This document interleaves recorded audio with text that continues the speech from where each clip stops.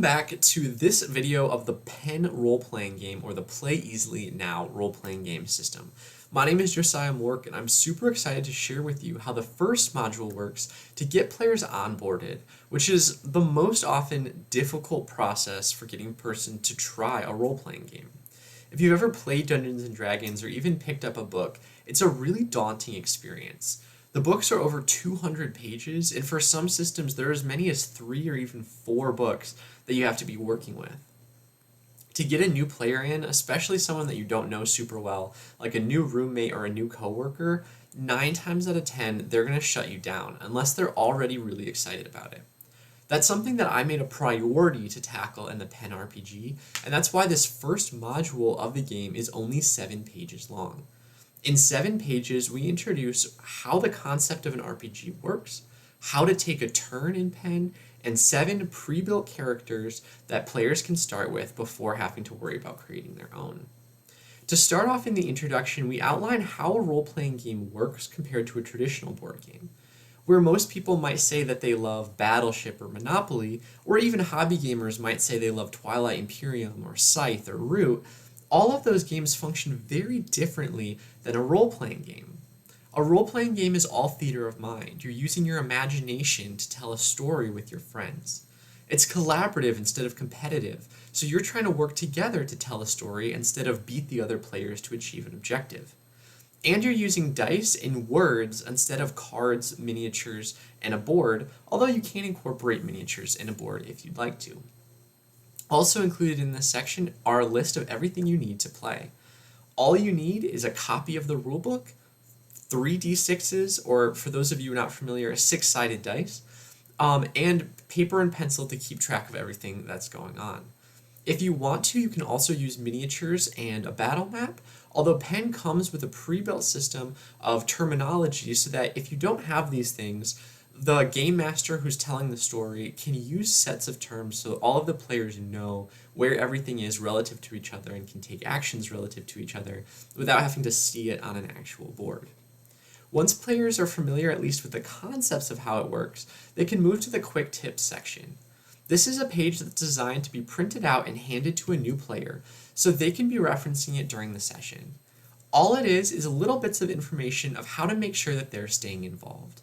The awesome thing about role-playing games is to make communities where everybody can tell stories together, but that doesn't work if one person's scrolling on their phone or they're too confused to really participate.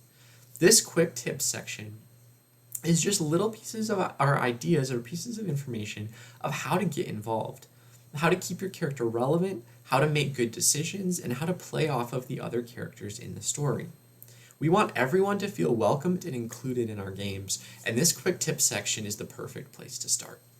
We also include our licensing information, so if you want to create your own world in the Pen RPG system, you can actually create all of that content, publish it online, sell it online, do whatever you want with it without paying us a penny as long as you abide by this licensing agreement.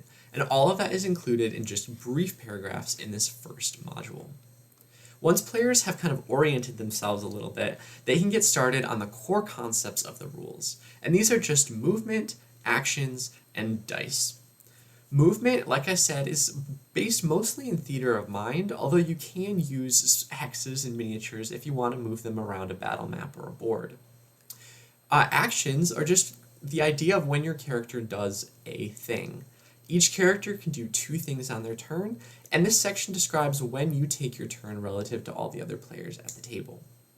The dice resolution mechanic is a simple skill plus 3d6. So all that means is when you want to do something, say I want to punch a bad guy, I just roll 3 6-sided dice and I add my skill.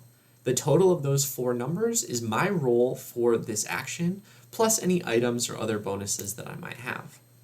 Then you just compare that result to a handy-dandy little chart, and if you roll really badly, you fail and you get a penalty on your next roll based on kind of putting yourself in a bad situation. If you roll well enough to succeed, you do whatever it is that you're trying to do, and if you really succeed, if this is something you're just really great at, then you actually get a bonus on your next roll to reflect the fact that your character is really excelling in putting themselves and their party in a great position. Once players are comfortable with this core mechanic, their movement, and their actions, they're ready to get started. They just have to pick out one of 7 pre-built characters and they can get playing immediately.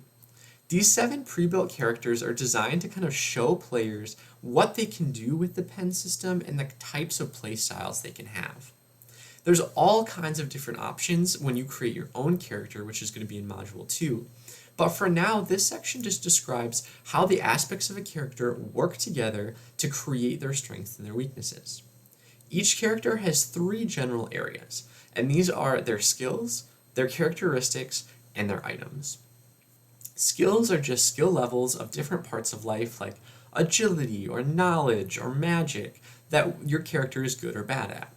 Your characteristics are your backgrounds, things like racial traits, experiences, disabilities, special items, unique attributes that give your character a special edge or inhibitor when they're trying to campaign. Then your items are just that. Little items, weapons, pieces of equipment, armor, things that give your character little perks or opportunities that they wouldn't otherwise have. Players just need to find one of the 7 that fits best with their playstyle, pick it up, and get started. These are designed so that when that person comes to your table and asks if they can play, you can just tear one of these out of the book or print one out, hand it to them, and let them play right there from the beginning. Everything about this module has been played, explained, and play tested to make sure that it is the perfect way to teach new people role-playing games. But rather than stopping there, we expand on these core concepts in 4 more modules in the rest of the Pen RPG to make sure that this system stays exciting for years to come.